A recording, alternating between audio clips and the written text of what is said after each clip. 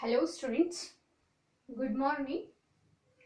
Coming to this SVPC channel, I request you to subscribe to this channel so that you'll get all the theory topics as well as competitive questions. Okay, if you like it, share to your friends also. Okay, coming to this motion in a straight line, I would like to continue the third topic now.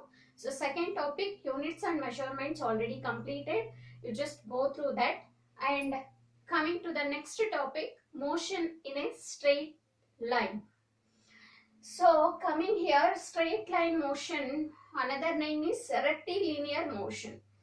A thing like any object which is having only one coordinate system to travel its path, then that is a rectilinear motion. Suppose a car is moving along a straight path. So if I want to specify the position of that car, only one coordinate system is required. So that is one dimensional motion.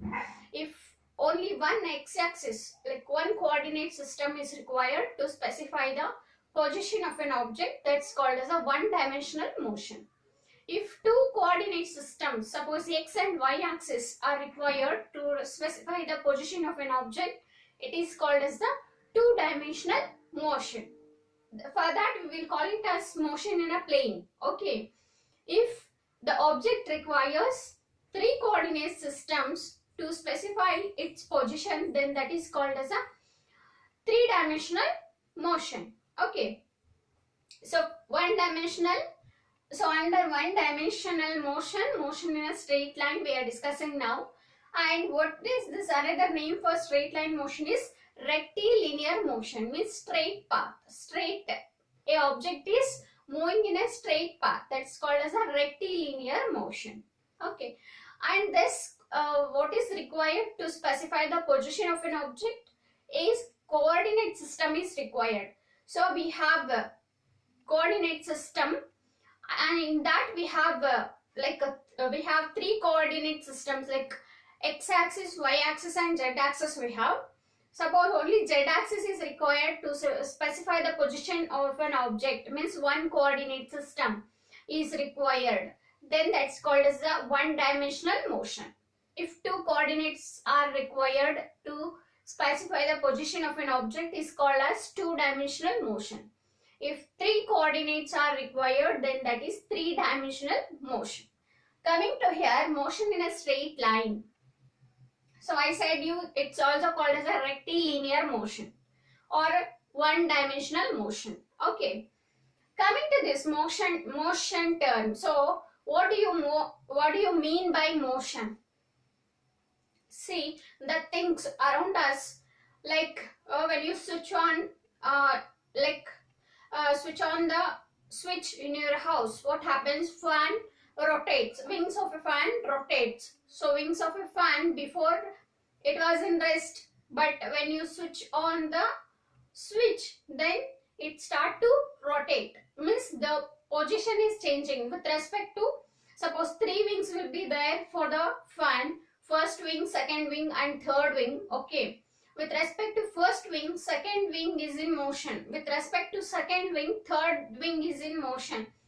Means to specify any object, okay, which is in motion or not, we have to take one standard, reference thing for that. Okay, we have to compare with another one and we have to say whether it is in motion or rest. Okay, coming here, motion means motion is change in position with respect to time. Motion is change in position with respect to time. See, suppose a boy is riding a bicycle, okay, and his home is 2 kilometers away from his school. Okay, at 9 o'clock, 9:30 actually, his school starts at 9:30. Okay, 2 kilometers distance he has to cover. Then what he'll do? Maybe he can walk, or he can take the bicycle and he can ride the bicycle. So here, riding a bicycle and walking, that's a journey, right? So change in position. If I see 9 o'clock, the boy is in home. If I ask the boy where you are after 9:30, he may be in a school. So there is a change in position of the boy with respect to time, isn't it? Here also, motion means what? Change in position with respect to time. Suppose, anything, like I just said now, your school is somewhere 10 meters away, okay, and you require 5 minutes to cover that distance. So at 9 o'clock you started. I will ask you, where are you at 9 o'clock? You'll say, I'm at home. Suppose after 10 minutes or 15 minutes or 5 minutes, I'll ask you, where are you? I'm in school. So your position is changed, right? With respect to what? Change, isn't it? So motion is a change in position with respect to time. Okay. But coming to the term rest. Rest means what? There is no change in position. There is no change in position with respect to time. Okay. If I ask you, suppose you are staying in a home. If I ask you, where is the textbook? Okay. You kept in a table. Okay. Where is that table? In your house, isn't it? So on the table, book is lying. So can I say after 5 minutes, does it changes its position? No. It is staying on the table itself, isn't it? Suppose you kept a pen somewhere on your table. So does it changes its position? No, isn't it? So wall in your house, does it changes its position? No. Means the things which does not change its position with respect to time, it's called as a rest position. Example, wall, blackboard, okay. So chair, book is lying on a table, pen is lying on a table. So these things are in a rest with respect to ground, I can say. So suppose if I want to specify whether it is rest or in motion, I should say with respect to, we have to take one reference thing, okay. So we have three coordinate systems, x-axis, y-axis and z-axis. This motion in a straight line, in this we will call it motion in a straight line. We have another name for that, rectilinear motion. Rectilinear motion means straight line path, okay. Suppose any object which is traveling in a straight path, that's called as a rectilinear motion, okay. And coming here, motion in a straight line, so it is related to like one coordinate system. Suppose only one coordinate system, x-axis, is required to specify the position of an object, okay, that's called as a one-dimensional motion. Suppose if two coordinate systems are required to specify the position of an object, then that is two-dimensional motion. Suppose one axis, suppose this is x-axis and this is y-axis, isn't it? And here we have z-axis, isn't it? So only this x-axis, suppose we are representing position of the object only changing in one coordinate system, then that is one-dimensional motion. Suppose an object position is changing in two coordinates, okay, then that is two-dimensional motion. Suppose if the object is changing in all the three coordinates, then that is three-dimensional motion, okay. For one-dimensional motion, so suppose a car is moving, bicycle is moving, okay, a man is walking, these are the example. For two-dimensional motion, okay, ant is scrabbling on a board, okay, ball is moving on the floor, okay. And coming to three-dimensional motion, anything which is flying, I mean which is in a space, okay, we can take example of a kite, okay, and so on. Coming here, motion in a straight line, it's a one-dimensional motion. So here we learned the term motion. Motion is what? Change in position with respect to time. What is rest? There is no change in position with respect to time. Motion, example, a car is moving, bicycle is in motion, okay? A boy is walking, so many examples. Rest, blackboard, wall, chair, textbook lying on a table, these are the example for that. Is there any relation between motion and rest? Yes, motion and rest terms are relative to each other. Motion and rest are relative terms. How I can say motion and rest are relative terms? See here, suppose for example, you are standing in a bus stop. Okay? Suppose you are standing in a bus stop and in front of you, this is the road, right? Okay. And in front of you, one bus.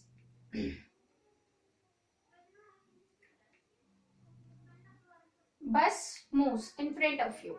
Okay. When you observe this phenomenon, what happens in front of you? Bus moves, isn't it? So for you, bus is in motion.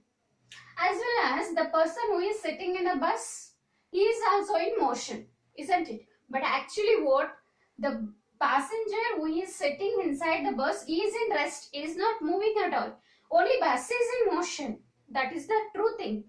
But whenever observing, you are standing in a bus stop and when you are observing this phenomenon, bus is in motion, then what you will feel? Bus is in motion.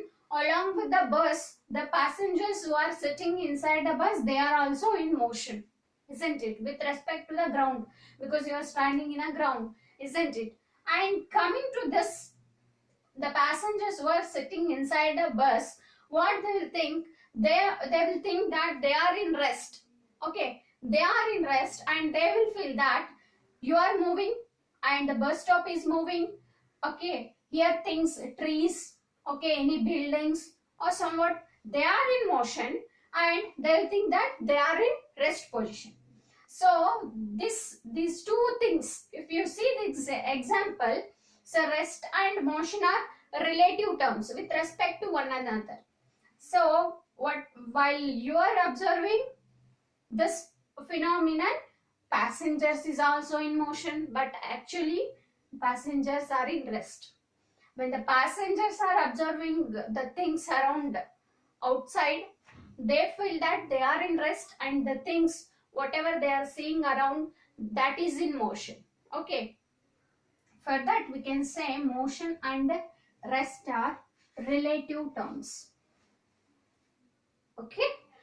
And coming to next, in this topic we will be specifying some physical quantities, whether they are scalar quantities or vector quantities, like that. So you must know what is scalar quantity and vector quantity. Coming to the terms scalar quantity.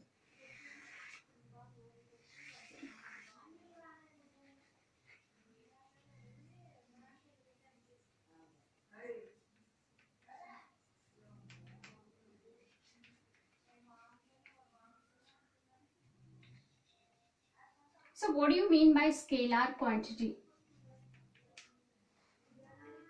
A physical quantity which has only magnitude but not specified direction is called as a scalar quantity. Which has only a physical quantity,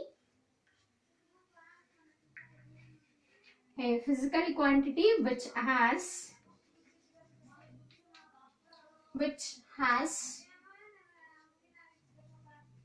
only magnitude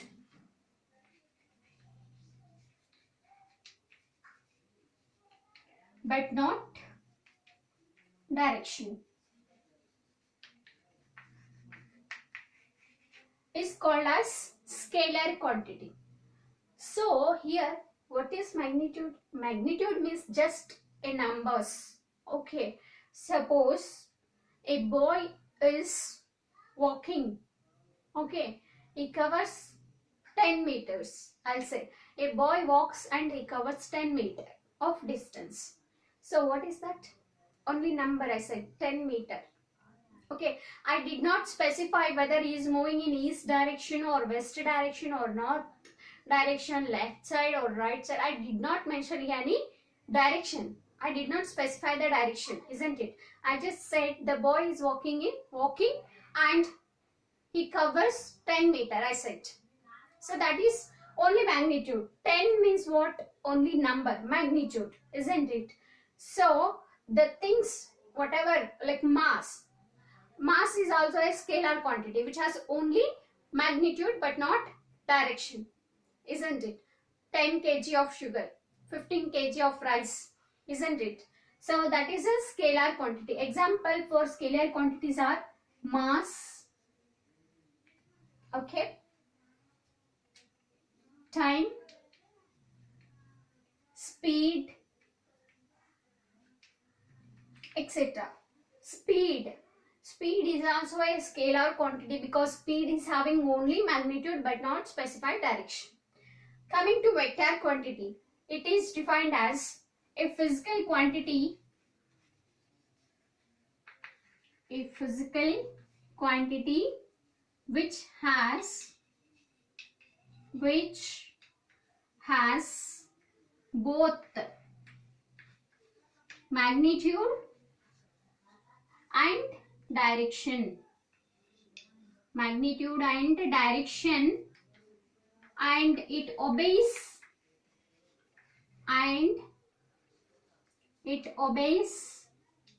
laws of vector addition.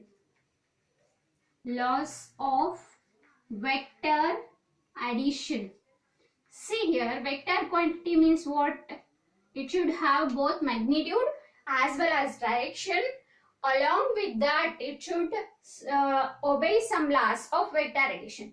So when you are studying motion in a plane, there you will completely understand what is the scalar quantity and what is the vector quantity and what are the properties. Okay, based on that you can clearly specify which is scalar quantity and which is vector quantity. Just now for this topic, you must know the definition of scalar quantity and you must know, okay, what are the difference between scalar and vector things, quantities. Okay, so vector quantity means what? Which has a physical quantity which has both magnitude and direction. It obeys and even it should obey the laws of vector addition. Okay, here suppose same example, a boy walks 10 meter in east direction. So it has the magnitude, it has the direction also. I specified direction also, isn't it? So that is a vector quantity.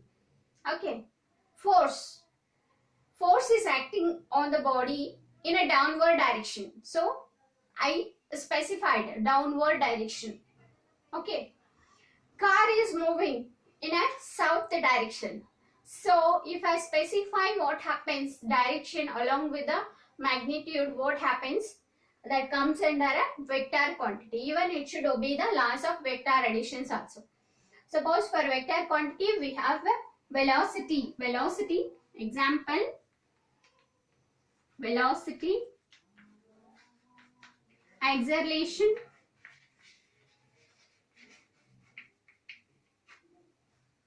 so velocity is a vector quantity, acceleration is also a vector quantity, force is a vector quantity. Okay, we have so many examples, right? Scalar quantity is a physical quantity which has only a magnitude which doesn't have specified direction. Okay, example, time, speed, mass and so on. Coming to vector quantity, a quantity which has both magnitude and direction, and along with that it should obey some vector laws. Okay, and examples are velocity, acceleration, force and so on. So now you understood what is the difference between scalar quantity and vector quantity. So coming to this, motion and rest, you understood. Motion is a change in position with respect to time. Rest is there is no change in position with respect to time. And we learnt motion and rest are relative term by taking this example. Okay, now we will study what is path length. Okay, path length.